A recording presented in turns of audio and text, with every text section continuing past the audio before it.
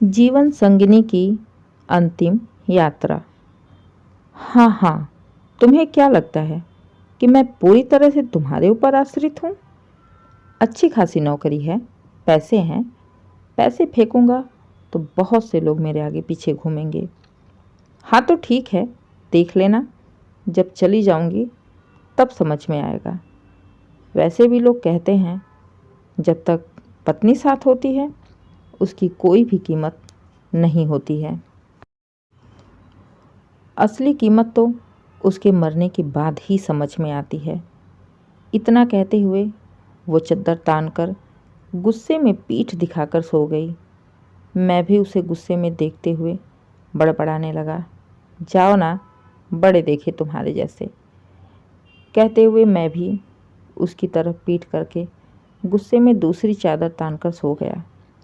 देखते ही देखते पूरी तरह से नींद की आगोश में समा गया। गांव के कुछ ही दूर पर एक गहरा कुआं था। वहां गांव वालों की भीड़ इकट्ठा हुई पड़ी थी। चारों ओर से आवाज़ आ रही थी। मैं भी भागता हुआ वहां पर गया, ये जानने के लिए कि आखिर वहां हुआ क्या है, इतनी भीड़ क्यों इकट्ठा हुई है, क्या हुआ क्या हुआ। चारों तरफ बस सबके मुंह से एक ही बात।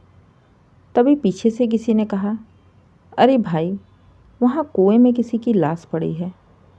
इतना सुनते ही मेरे कदम और भी तेज हो गए। आखिर कौन है, ये जानने की जिज्ञासा और भी तेज हो गई। भागता हुआ मैं कुएं के पास पहुंचा। कुएं में झांकने पर कोई दिखाई तो नहीं दे रहा था, लेकिन साफ साफ दिखाई देना मुश्किल था, क्योंकि कुआं काफ़ी गहरा था और अंधेरा भी था।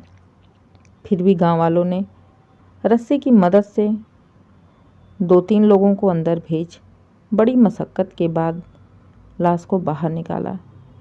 जैसे जैसे रस्सी ऊपर खींची जा रही थी वैसे वैसे ही मेरे दिल की धड़कनें बढ़ती जा रही थीं। मेरे साथ साथ गांव वाले भी बार बार कुएं के अंदर झांक कर देखने की कोशिश कर रहे थे कि आखिर है कौन। एक बार पता तो चले अपने गांव का है या किसी दूसरे गांव का। लेकिन जैसे ही लाश को बाहर निकाला गया, उसे देखते ही मेरी आंखों के आगे अंधेरा छा गया। पैरों ने जवाब दे दिए। शरीर जैसे निष्प्राण होकर वहीं धम्म से गिर पड़ा। और जब होश आया तो मैं अपने घर और मेरे आगे पीछे बहुत सारे लोग और कानों में रोने की आवाज़ आ रही थी। बच्चों की आवाज़, बहू बेटों की आवाज़, बेटी की आवाज़, सब बेसुध होकर अपने माँ को घेरे हुए चीखे चिल्लाए जा रहे थे। मैं भागता हुआ उनके पास पहुँचा तो वहाँ मेरी धर्मपत्नी ज़मीन पर लेटी हुई थी और बच्चे बेसुध होकर रोते हुए चिल्लाए जा रहे थे। पत्नी को ऐसे देख मैं भी कटे हुए पेड़ की तरह वहीं गिर पड़ा। मेरी आंखों के आगे अंधेरा छा गया। आंसू तो जैसे सूख चुके थे। मैं अभी भी समझ नहीं पा रहा था आखिर हुआ क्या है, ये सब क्या हो रहा है। क्या ये सब हकीकत है? क्या सच में मेरी पत्नी मुझे छोड़ के चली गई? मेरे सामने जो है वो मुझसे बात नहीं करेगी? क्या ये हकीकत है? मैं कुछ भी समझ नहीं पा रहा था। मेरा दिमाग बिल्कुल भी काम करना बंद कर दिया। ऐसा लग रहा था जैसे ये सब एक सपना है। अभी आज सुबह सुबह ही तो ये मेरे से इतनी लड़ाई लड़ रही थी, और लड़ाई भी कोई इतनी बड़ी नहीं थी जो इसने अपनी जान दे दी। इसने एक बार भी मेरे बारे में नहीं सोचा कि मैं इसके बिना अकेला कैसे रहूँगा। मैं एकटक उसके चेहरे को देखते हुए कांपते हाथों से उसके गालों को सहलाते हुए कहने लगा, क्यों किया तुमने ऐसा?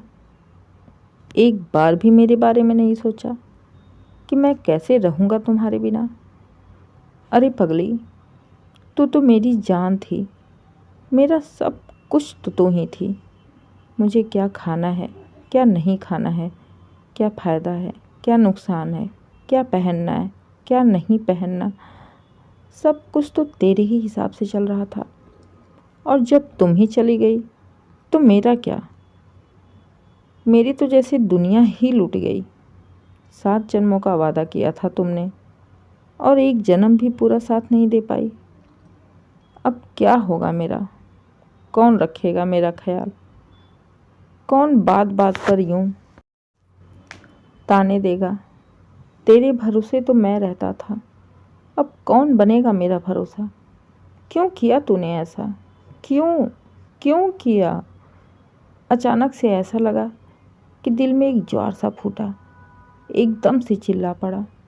उसके हाथों को कसकर पकड़ अपने सीने से लगाकर काफ़ी देर तक रोता रहा।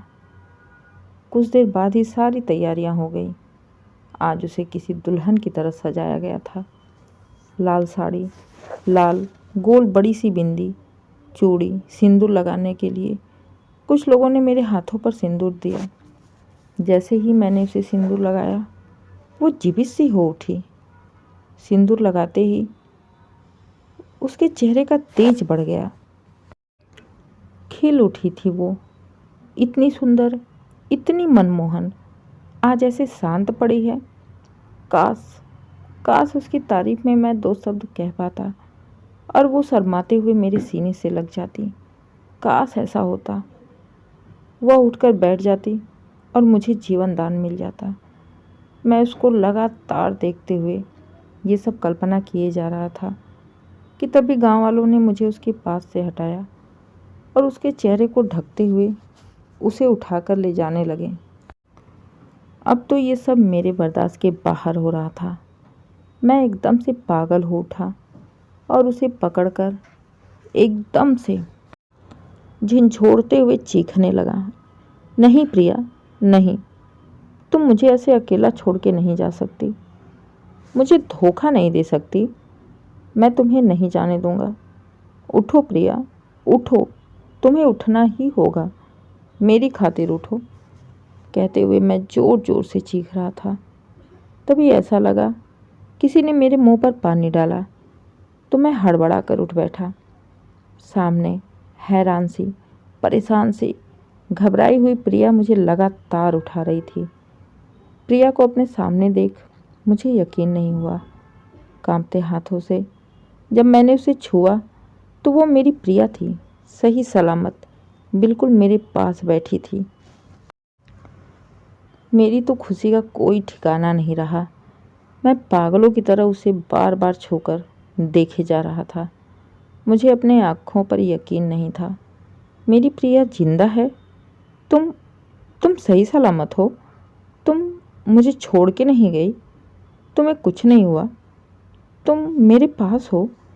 बोल तो मैं बहुत कुछ रहा था, लेकिन मारे खुशी के शब्द मेरे मुंह से निकल ही नहीं रहे थे। तुम्हें खो देने के एहसास मात्र से ही मैं पागल हो उठा था।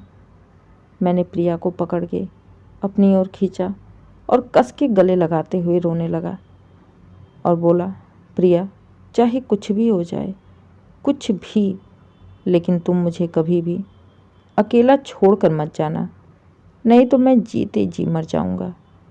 प्रिया हैरानी से मेरा मुंह देखे जा रही थी। कुछ देर बाद बोली, अच्छा, तो बात यहाँ तक पहुँच गई है। लड़ाई लड़ने के बाद अब तुम सपने में मेरे मरने की कल्पना करने लगे हो। अब मैं समझी, तुम्हें मेरी थोड़ी सी भी फिक्र नहीं है। थोड़ी सी लड़ाई क्या हुई, तुम तो सपने में मुझे मारने लगे। जाने हकीकत में क्या करोगे। अब उसने एक बार जो बोलना शुरू किया तो जाने कैसे कैसे तीखे शब्दों के बाढ़ छोड़ती चली गई। लेकिन आज मुझे उसकी एक भी बात बुरी नहीं लग रही थी। मैं बस मुस्कुराते हुए उसे लगातार देखे जा रहा था।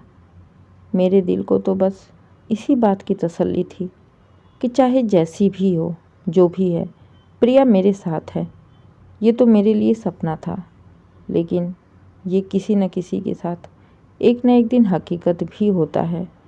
दोस्तों, अगर आपको कहानी पसंद आए, कहानी को लाइक करें, शेयर करें, चैनल को सब्सक्राइब करें और कमेंट करके ज़रूर बताइए कहानी कैसी लगी।